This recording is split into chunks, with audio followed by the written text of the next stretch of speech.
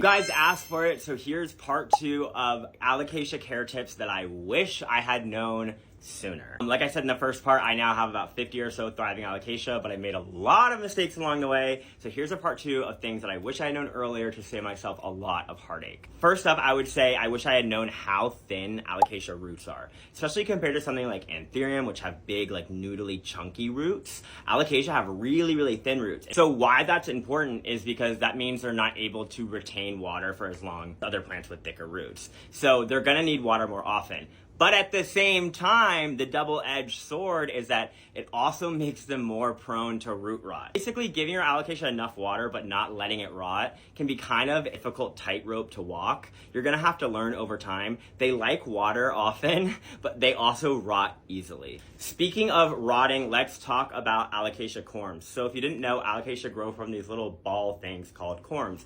The roots come out the bottom, the leaves come out the top. If you happen to overwater your alocasia and the roots are starting to rot, the leaves are starting to look unhappy, all is not lost as long as the corm itself is not mushy and soft. If it's mushy and soft, that means it's rotted and you're kind of out of luck. If it's still hard, you can cut the roots off, you can cut the leaves off, you can replant this and grow another alocasia. So I wish I had known earlier that just because you get root rot and the roots are rotted doesn't necessarily mean all is lost. Try and save the corm. Another thing I wish I had known earlier about alocasia, and a lot of you guys mentioned it in the comments, is they love their fertilizer. A lot of plants don't need fertilizer that often.